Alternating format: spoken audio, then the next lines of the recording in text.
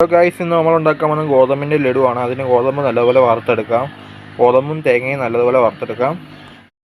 നല്ലപോലെ കഴുകി ഉണക്കിയെടുത്ത ഗോതമ്പാണ്, 50 ഗ്രാം ഉണ്ട്. ഇത് നല്ലപോലെ വറുത്തെടുക്കാം. പിന്നെ നമ്മൾ തേങ്ങ ചിരകിയത് എടുത്തിട്ടുണ്ട്. പിന്നെ ആവശ്യത്തിന് ശർക്കരയും എടുത്തിട്ടുണ്ട്, നെയ്യും എടുത്തിട്ടുണ്ട്, ബിൽമയുടെ ഒരു നെയ്യും എടുത്തിട്ടുണ്ട്. ഇനി നമുക്ക് പാചകത്തിലോട്ട് കിടക്കാം. ഗോതമ്പൊക്കെ നമുക്ക് നല്ലപോലെ വറുത്തെടുക്കാം. ഗോതമ്പൊക്കെ നല്ലപോലെ വറുത്തെടുത്ത് പകുതി മൂപ്പാകും വരെ നമുക്ക് നല്ലപോലെ തേങ്ങ ചേർത്ത് കൊടുക്കാവുന്നതാണ്. ചേർത്ത് കൊടുത്തു. തേങ്ങ ചേർത്തിട്ട് നല്ലപോലെ ഇളക്കണം. തേങ്ങയും ഗോതമ്പും നല്ലപോലെ മൂപ്പിച്ചെടുക്കണം, നല്ലപോലെ വറുത്തെടുക്കണം. ഇതിലേക്ക് കപ്പലണ്ടി എടുത്തിട്ടുണ്ട്. കപ്പലണ്ടി തൊലിയൊക്കെ കളഞ്ഞ് വെച്ചേക്കുവാണ്. ഇത് അതിൻ്റെ കൂടെ ചേർത്ത് നല്ലപോലെ വറുത്തെടുക്കാൻ വേണ്ടിയാണ് എടുത്തിരിക്കുന്നത്. ചേർത്ത് കൊടുക്കുകയാണ്. കപ്പലണ്ടി വറുത്ത കപ്പലണ്ടിയാണ്. ജസ്റ്റ് ഒന്ന് ഇതിലിട്ട് വറക്കാൻ വേണ്ടി നമ്മൾ ഇട്ട് കൊടുക്കുകയാണ്. ഇതിൻ്റെ നല്ലപോലെ ഇട്ട് വറുക്കുകയാണ്. ഗോതമ്പും കപ്പലണ്ടിയും തേങ്ങയൊക്കെ നല്ലപോലെ മൂത്ത് വരണം. ശർക്കര നമുക്ക് ഉരുക്കിയെടുക്കാൻ പോകണം. ശർക്കര നല്ലപോലെ പാനിയാക്കി എടുക്കാൻ പോവുകയാണ്. എന്നിട്ട് നമുക്ക് നല്ലപോലെ അരിച്ചെടുക്കാം. നെയ്യ് ചേർത്ത് കൊടുക്കുകയാണ് ഗോതമ്പ് വറുത്തതിൻ്റെ അകത്തോട്ട്. നെയ്യും കാര്യങ്ങളൊക്കെ ചേർത്ത് കൊടുത്തു.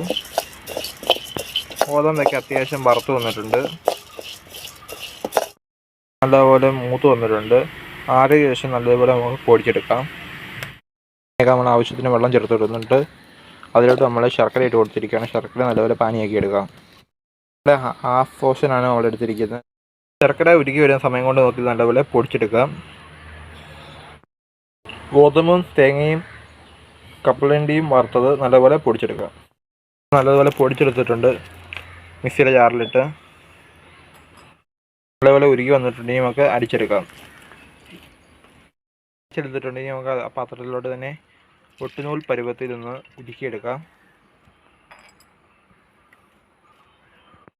ഒട്ടുനൂൽ പരുവായി വരുന്നുണ്ട്. ഈ ഒരു പരുവത്തിൽ ആവണം. പാനി ഇവിടെ ഒട്ടുനൂൽ പരുവായിട്ടുണ്ട്. അതിലോട്ട് നമ്മൾ പൊടിച്ചു വെച്ച ഗോതമ്പൊക്കെ ചേർത്ത് കൊടുക്കുകയാണ്.